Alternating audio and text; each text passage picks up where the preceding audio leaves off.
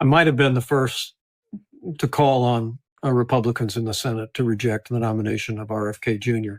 as Secretary of Health and Human Services, and give President Trump an opportunity to nominate any number of men and women who are eminently qualified to lead Health and Human Services. And the funny thing is, what Mike Pence says sounds a lot like what CNN says and CNN contributors say about RFK Jr.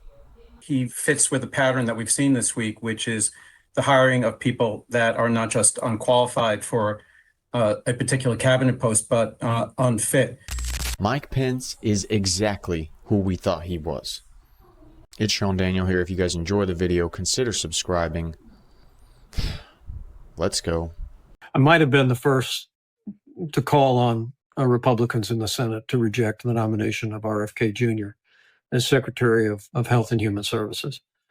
You know, there are many aspects of the government that bear upon the issue of life, none more important than Health and Human Services. It was one of the reasons why during our transition in 2016 and 2017, all of our candidates, first and foremost, were supporters of the right to life. Ultimately, our nominee, Secretary Tom Price, would move forward and advance the cause of life. And we made great progress. As you know, you were directly involved in a number of those issues through administrative action. But I understand people's desire to defer to the incoming president and the team that he has around him. But there's a reason why our founders gave the Senate the authority to advise and consent. It's the ability to help shape an administration and in some respects serve as guardrails around what the American people voted for. And I would just say to anyone in the sound of my voice today that the Secretary of Health and Human Services on a month-by-month basis makes more decisions that bear upon the sanctity of life and protections of religious liberty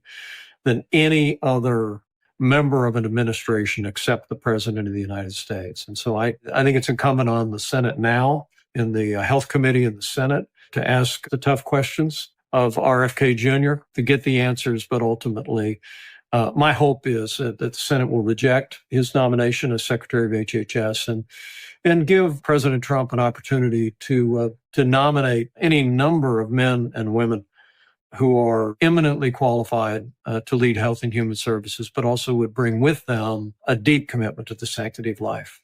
So RFK is unqualified, and he's not prioritizing the sanctity of life. I'm guessing that means abortion because Mike Pence is a super Christian. Before I pose an important question, does Mike Pence, this is the first important question, does he strike you as just a politician? A guy who will do what he needs to do to survive politically, like he did with the January 6th election? Or does he strike you as a genuine guy?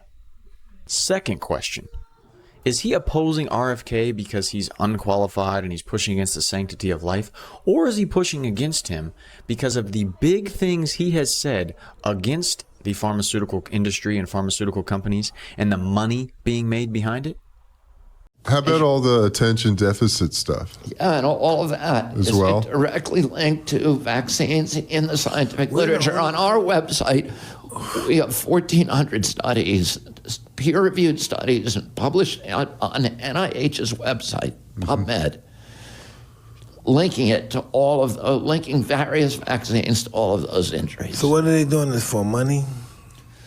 Well, they're making $60 billion a year selling us vaccines, but they're making $500 billion a year selling the remedies for the injuries caused by vaccines. Wow. So the diabetes medication, the Adderall, the Ritalin, the Concerta, the Advair inhalers, the albuterol inhalers, the anti-seizure medications, all of those, you know, this is a really great business plan for these companies. You make people sick, and then you sell them the lifetime cure. And measles, they weren't making any money.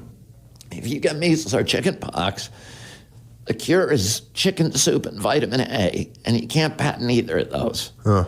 And you're well in a week. There's self-limiting illnesses that go away in a week. But if you can give somebody that vaccine and make them, you know, diabetic for life, and you got a permanent customer. Now, do I know if those figures are exact, which RFK is proposing? No. But is the idea he's stating that far off? I don't think so. Or maybe Mike Pence doesn't like RFK because of the way he brings up the USDA, the FDA, and big organizations that maybe lobby and have an influence on Mike Pence? These agencies, the FDA, USDA, and CDC, all of them are controlled by giant for-profit corporations. 75% of the FDA's funding doesn't come from taxpayer, it comes from pharma. And pharma executives and consultants and lobbyists cycle in and out of these agencies with President Trump's backing. I'm going to change that. We're going to staff these agencies with honest scientists and doctors who are free from industry funding. We're going to make sure the decisions of consumers, doctors, and patients are informed by unbiased science. A sick child is the best thing for the pharmaceutical industry. When American children or adults get sick with a chronic condition, they're put on medication for their entire life. Imagine what will happen when Medicare starts paying for Ozempic, which costs $1,500 a month, and it's being recommended for children as young as 6, all for a condition, obesity, that is completely preventable and barely even existed 100 years ago. A lot of that makes a ton of sense if you just think about what goes on politically. Now, did Mike Pence share that anything that RFK has brought up about this serious topic, the money behind big pharma and these organizations, did he come out and say, well, he makes some great points. He's taking a stand for the truth of what's really going on behind the scenes. Maybe not everything, but some of the stuff he's saying really needs to be said. Nope, Mike Pence does not utter a word. He says he does not protect the sanctity of life, and we need someone more qualified to run this organization. Maybe that means someone who's going to get in line and not ruffle feathers like this. And the funny thing is, what Mike Pence says sounds a lot like what CNN says and CNN contributors say about RFK Jr. So I want to bring in CNN medical analyst Dr. Jonathan Reiner. What do you think of this news? RFK Jr., the pick for Health and Human Services Secretary. Well, it seems to be that he fits with a pattern that we've seen this week, which is the hiring of people that are not just unqualified for a particular cabinet post, but unfit. And as we've already, heard in this segment, Mr. Kennedy has already shown over the last 10 years his penchant for not just promoting unproven ideas, but promoting disproven ideas. He has loudly promoted conspiracy theories such as the COVID virus being bioengineered to spare Ashkenazi Jews and Chinese. He's promoted the completely disproven concept that vaccines are connected to autism. He's been a loud, not just skeptic, but denier of the safety and efficacy of all vaccines, most recently mRNA vaccines, which have been shown to probably have prevented 1 to 2 million deaths as a consequence of COVID in the United States.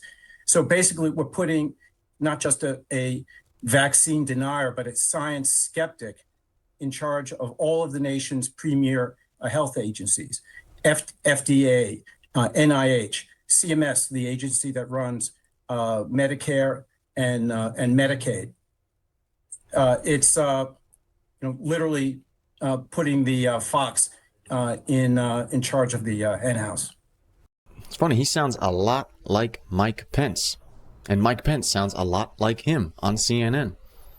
And the idea that it's weird to question the FDA, question the CDC who has promoted and pushed everybody that, oh my God, COVID's so dangerous, you can't go outside, you got to wear a mask all the time, but then you can wear a mask, but then you can't wear a mask. The idea we can't question that. The idea that we can't question what goes on with the FDA, what's approved, what isn't approved. And we know how much money impacts government decisions. At least those of us who think know that. We're going to end it right here where with Trump's newest Truth Social post, which targets Mike Pence as he's come out, first of all, against Trump on so many things, but now against RFK Jr. Trump tweets in his Truth Social, as of today, the incoming Trump administration has hired over 1,000 people for the United States government. They are outstanding in every way, and you will see the fruits of their labor over the coming years.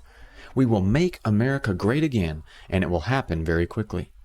In order to save time, money, and effort, it would be helpful if you would not send or recommend to us people who worked with or are endorsed by Americans for No Prosperity, headed by Charles Koch,